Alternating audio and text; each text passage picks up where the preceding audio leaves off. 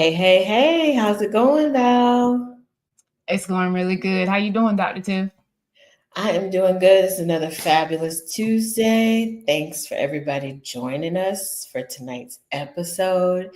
If you have a parent friend, a teacher friend, if you just have an affinity for children and their learning, tonight is the episode that you want to watch and share because we are talking about literacy and not just like our kids reading, but understanding how, as a country, we got so far behind in reading. And we're going to dive into a podcast that was titled Sold a Story. If you have not listened to that, go online right now, Google it, find out where you can listen to it. Sold a Story.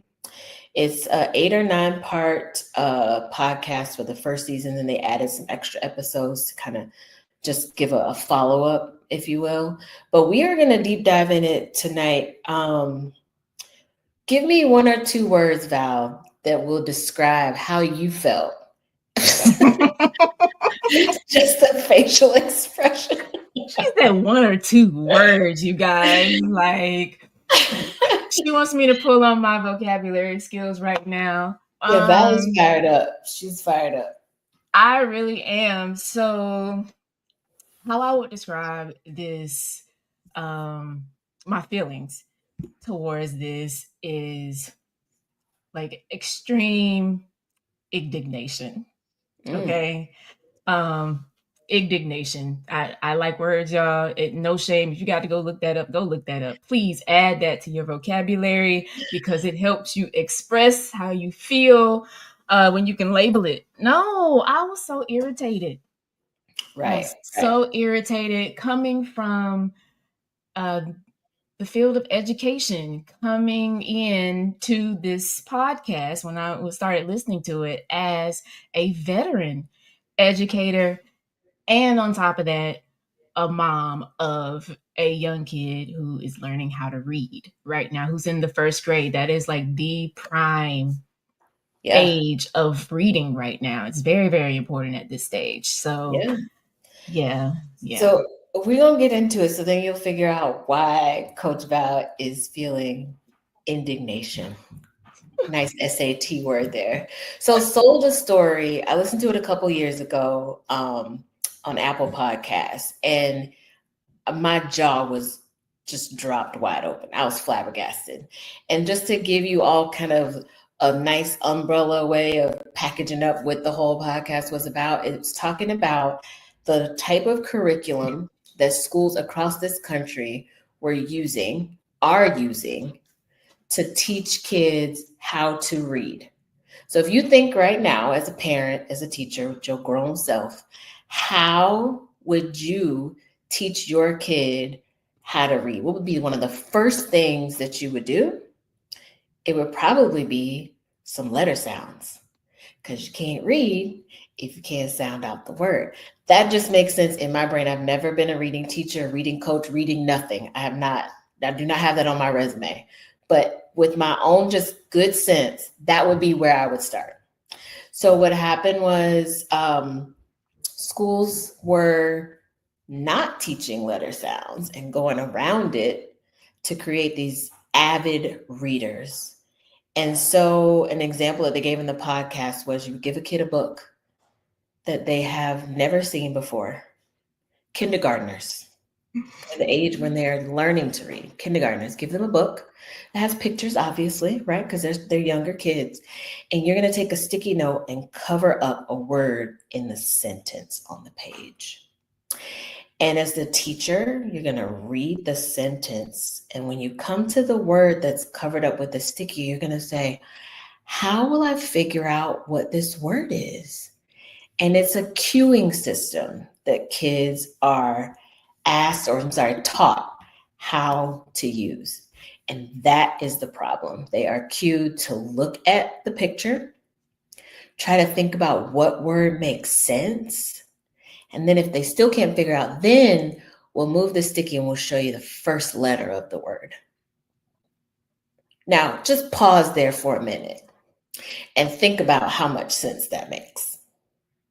But this was the way that teachers were taught and educated through professional development on how to teach kids how to read. If you've heard of reading recovery, if you've heard of balanced literacy, all of that has the cueing system embedded in it. If you've ever had a kid bring a little book home and your teacher's child says they're at this reading F and P reading level, that is all part of this balanced literacy reading recovery work, and it involves cueing. And that is the problem. And that is what had me flabbergasted and Val feeling indignant. I literally like imagine so the example that stuck out to me when they were describing this was pretty much kind of same scenario, kids, kindergarten, that area, sitting down, and part of their, I don't even want to call it logic, reasoning, whatever, it was that kids need more time with the books, and they need to learn whole word versus just individual syllable sounds, because that's the way we talk. Mhm. Okay. So just imagine a group of kindergartners picking a book. There's tons of books around, and they're told to go read. And the expectation is that they are sitting there looking like they're reading because they can't read yet. Like, this blew my mind. And the teacher has been trained in this way to go around and compliment the kids on how avid, you heard Dr. Tiffany use that word, how avid of a reader the kids were being. If I'm 5, 4, just sitting there looking at pictures and you're complimenting me on being a great reader, I'm going to think, oh, so I can just look at the pictures and I'm reading. I can make up a story based on what I see in the pictures, even if there are words on the page.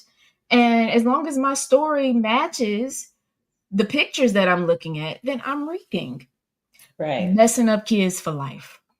Right. And that reading activity that Val just gave was a part of the program, is a part of the program. And the kids are supposed to do that for 30 to 40 minutes a day. So you're giving them free reign to go pick out whatever book they want.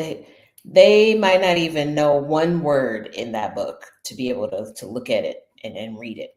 And they are to look like avid readers. And so the problem is, which it has been for many years, is that there are a lot of kids struggling in this country to learn how to read. And we know that if you are not a proficient reader by 3rd grade, the rest of your academic career is an uphill battle, because that is such a benchmark in those foundational skills needing to be built up. We've had episodes on here. We've talked about older kids graduating high school, not being able to read, kids in 6th grade, reading on a 2nd grade level.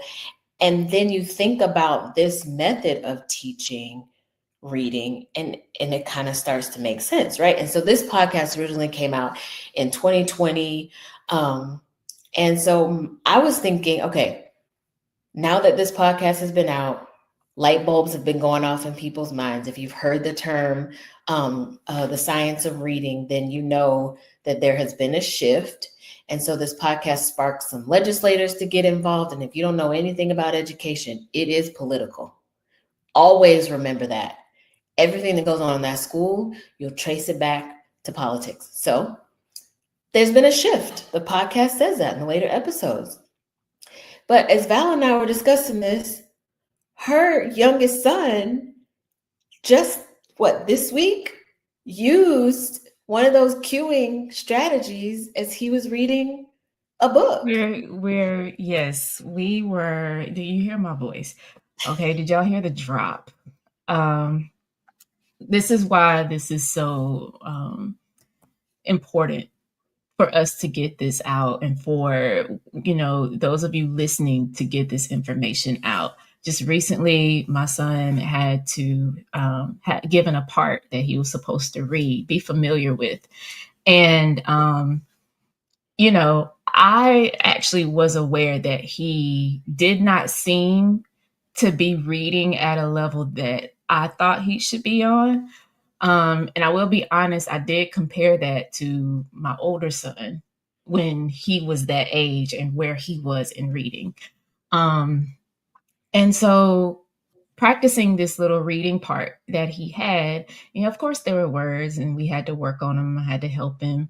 And once we did it like a second or third time, he got to one of those words and didn't remember it, which is okay. But what he said when I didn't say anything and gave him time to think out loud, he said,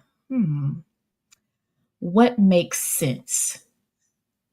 And so what's impactful about that statement from him is that this is one of the strategies that is given to kids to use when in this cueing system that is not scientifically based, backed by any type of research that says it's good.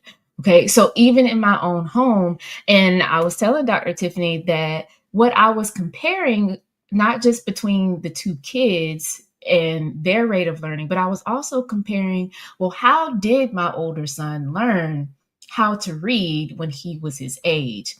And the epiphany I came up with was my older son went to a private daycare. So he also attended that daycare for pre-K. And they had a pre-K reading program that they use called Abeka. It happens to be the same program me and my brother learned when we were that age as well. And we're all avid readers. There's that word again. And Matt, my younger one, went to public school for pre-K. He didn't stay in the private daycare center. And when I realized that, like the light bulb went on, like, oh my gosh, he got different in type of instruction once that happened. And this cueing system was a part of it. Wow. That's mind blowing that here we are in 2025 and we still have this cueing system in place. And so somebody out there might be thinking, well, sometimes it's not bad to use context clues in a sentence, right? To try and figure out what a word is. I can get on board with that. But as a way to teach kids how to read, context matters not. They need to understand that to figure out what a word is, they need to sound out the word. That's foundational. You don't need to have a degree from Teachers College to understand that makes sense. And so it really struck me that there's no science behind it. This was developed by a lady in New Zealand. She says she went to these great schools there and really observed how good readers read. And she came away with observations. They're, surrounded by books. They're looking at the book. They're quiet. They're really engaged. And that is what she felt like demonstrated an avid reader, a good reader. Right. She even went as far as to say, like, she really glamorized it, in my opinion, with like having them go outside and find their own little nook or their spot to make sure they were comfortable and, maybe draw some pictures based on what they read. Like she really romanticized the visual of what a good reader looks like, but the visual happens as a result of a child actually knowing how to read. Mm-hmm. And so they got to know how to read first before you can aim for that pretty picture.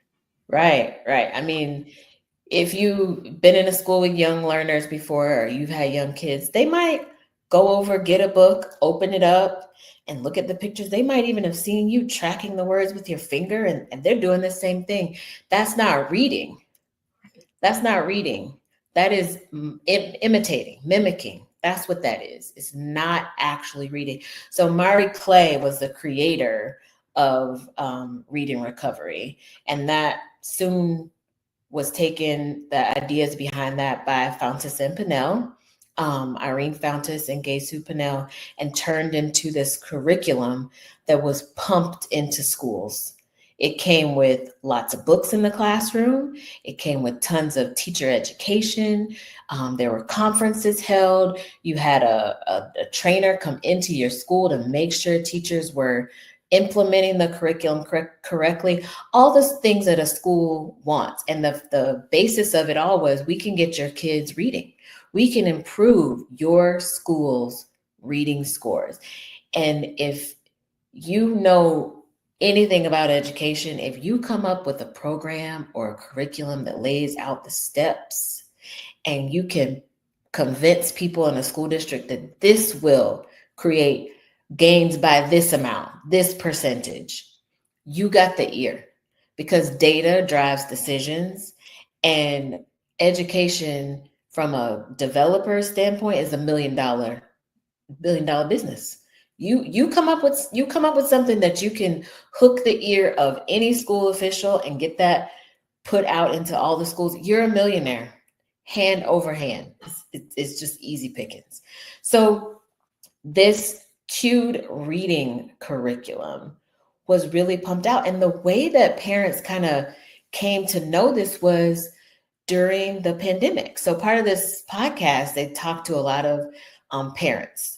And, one mom was like, I could tell my son was reading, struggling with reading, kind of like what you said about your kid. Like, I compared him to other kids, or I just saw that he was struggling. He just really had adverse reactions to even being asked to read something, and talking to the teachers, and the teachers saying, oh no, he's doing great. He's level whatever in reading. He's doing great.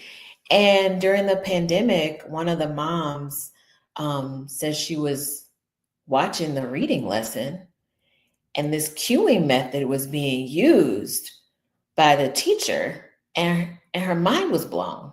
She's just like, wait, what? This makes no sense. We're covering up words in the book and asking the kids to make sense of it. And when they guess the word that's covered up, great job, you're reading. But they haven't seen the word. So those two things don't even go together, right? And this shocked her. And she said, well, now I know why my kid is struggling. And went and talked to the school reassuring her, no, this is a great reading program. It's, implemented across the country. It comes with books, and it is science-based, all the research behind it. And so she was kind of convinced to hold on. Another mom said that too. She just kind of believed the teacher. And then her son was middle school age, and she was almost in tears on the podcast because she felt like she had failed her child, because she knew something was wrong. She didn't fully agree with the method of teaching reading, and she deferred to the teacher's expertise. And, right now there's a lot of, people that undermine teachers. You feel like you may know more, blah, blah, blah. And sometimes you're right, sometimes you're wrong, right? In this instance, the parent was right, but deferred to the teachers. And now she has a middle schooler who hates reading and still is struggling because he's reading far below grade level. It's hard to accept, because we do trust the schools to do what's best, and we defer to them because they have the degrees. They do the That's professional development. I've never taught a person how to read. I would believe what you said as the expert, right? Right. And that's just like a societal thing where we have been trained to take the expertise word for it. And what lets us know that they're the expert, we have this thing called degrees. And we push kids to go to college to earn those degrees, to be experts in whatever field they're studying there, which is a good thing. That is a great thing. We need people to know what they're doing, know what they're talking about, and have researched their area of study, right? At the same time, it's also important to know that as a parent, you have instincts. You have maternal instincts, you have fraternal instincts. You were given those things on purpose because it's your job to raise your child, train your child, teach your child, and all of that. So if you feel like something is off or wrong, like go with that. And then once you get some sort of explanation, even from the teachers, even from the administrators, even from the doctor at the doctor's office, like, and you still feel the way you feel, push harder, go do your own research. Mm-hmm. And unfortunately in those situations, like sometimes you have to figure it out for yourself and fix it yourself, and you can't rely on the experts. Right.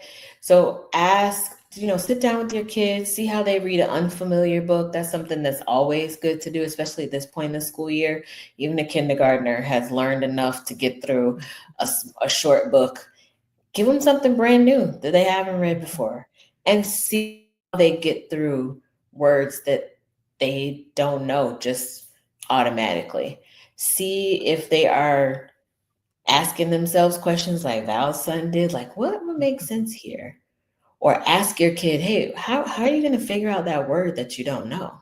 See if they start to sound it out. See if they are looking at the pictures in the book, and make a decision for yourself whether you agree with that method or you don't, because it has proven to be detrimental to kids as they get older. And this wasn't just a reading curriculum that was implemented in, low SES schools, like schools with, economically disadvantaged kids.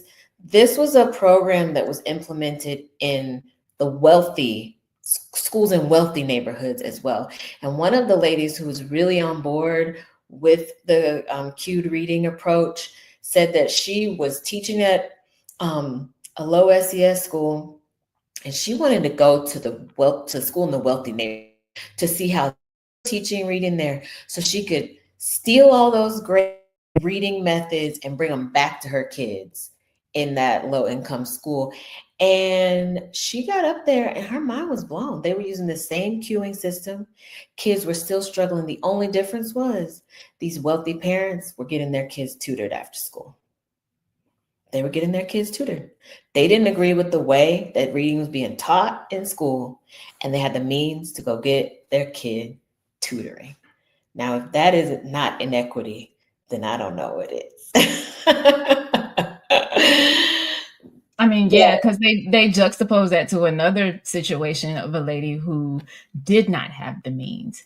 Same kind of deal. She realized her son just was not getting it, and same question. She didn't understand why. She wanted to get him some help to get to the school. School was reassuring her and all this, and then she eventually, like, the boy graduates, and can barely read. And so he is put in a position to settle for a certain level of job that if he had been properly taught how to read, he would have had more options. Maybe he would have chosen the job that he ended up doing, but he had to do that because he didn't have the options that other students had. And she knew other students who they had the means to go get tutoring, and she saw the difference and felt it was a horrible guilt trip for her.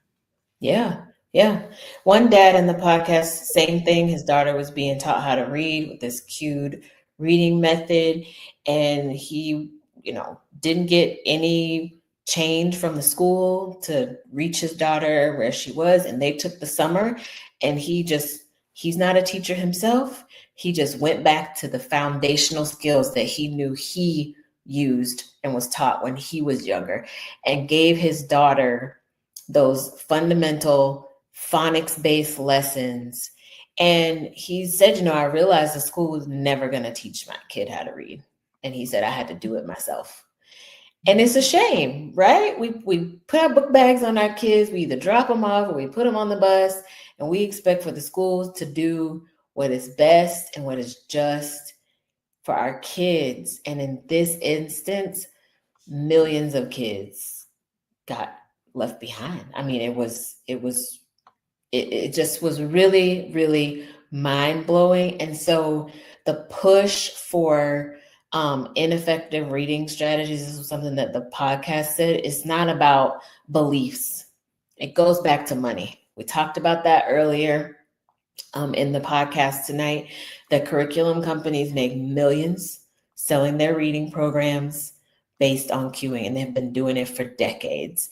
And the schools invest really heavily in these programs, and essentially they're buying into bad science because these curriculum programs are not really backed by any science. If they have, they've done their own research studies, which is inherently biased, right? I'm going to research my own project. Do you think I'm going to come away with bad stats on that? Absolutely not. Dr. Tiffany, you remember going through your program and them like being a stickler for the type of research that you can pull and use for your papers, like peer review. Like if you know anything about doing a paper and having citations and MLA and APA and all of that stuff, right? Well, before you included that in your research and you like went into Galileo, some search engine, there was some boxes you had to check. That's right. Okay. Peer reviewed was one of them.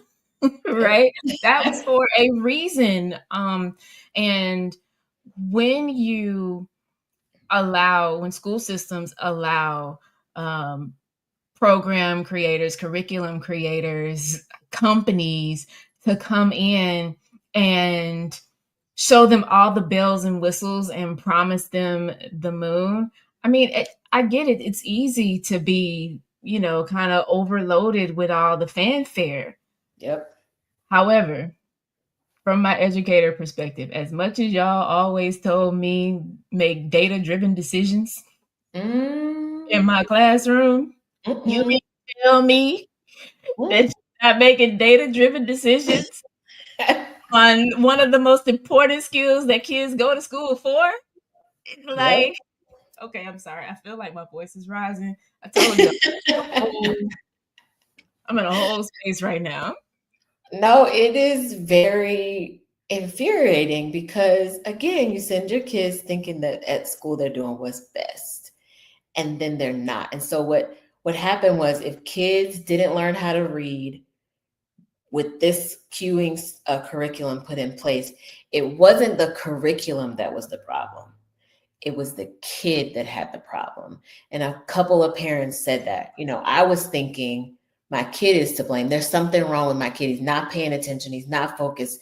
He's not, carrying over what he learned from the day before. The problem was my child, when all along the problem was the way he was being taught how to read.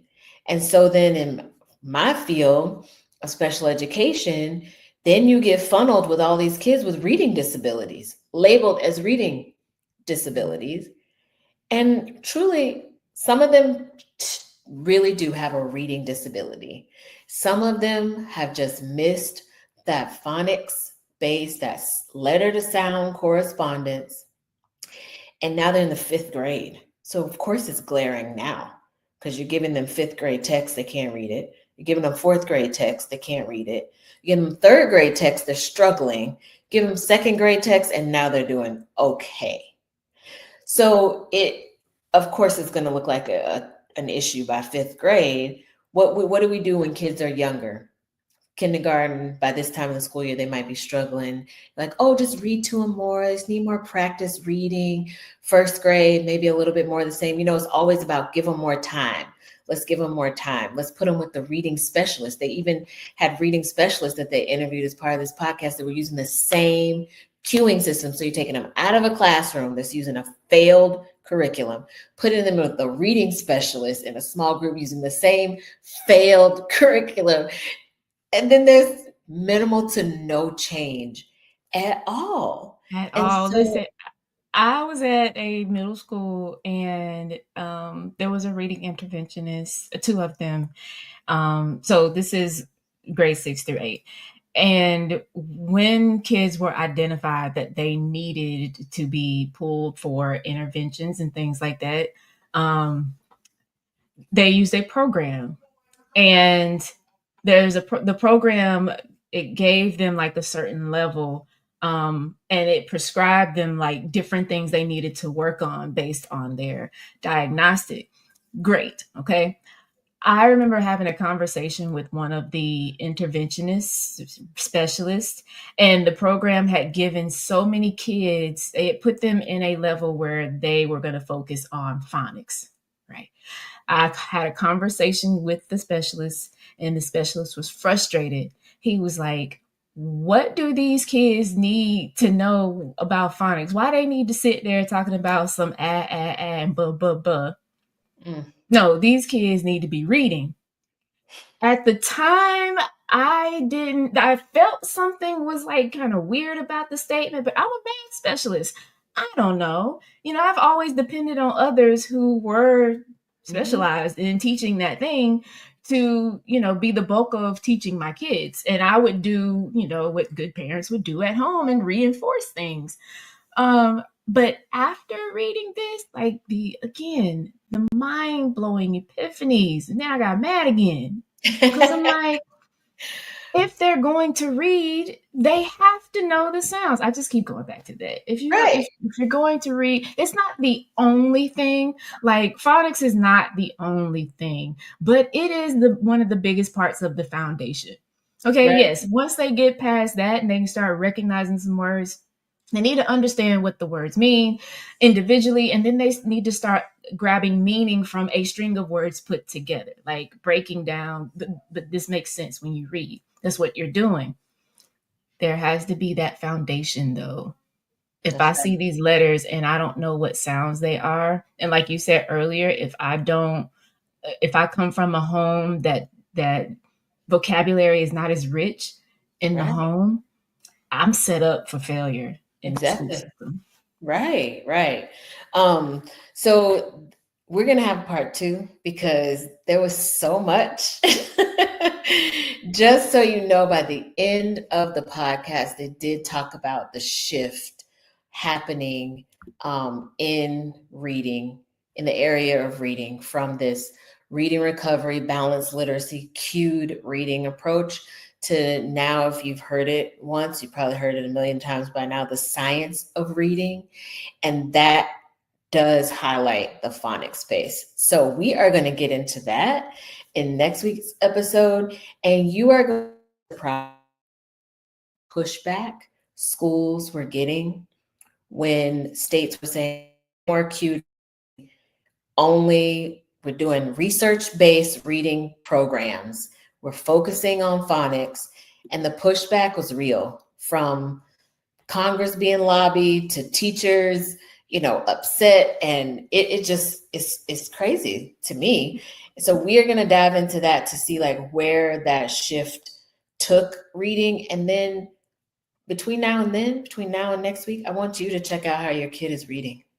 You got a kindergartner, first grader, second, whatever the grade level is. If you feel like they are struggling with reading, watch them read. Ask them how they are tackling an unfamiliar word. What are they doing? And if they're asking themselves, what makes sense?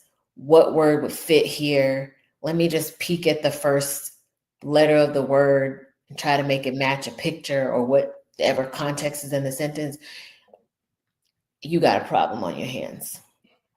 You need to do a little bit more digging. So we are going to dive into that next week for part 2. So make sure you share this episode with a friend, a colleague. Join us next week for part 2. And we are going to keep diving a little bit deeper into this topic and give you some updates on where reading has shifted somewhat in this country, because there is still, that cueing method is still out there. We'll see you next week. Thanks for joining us. Have a good one. Bye.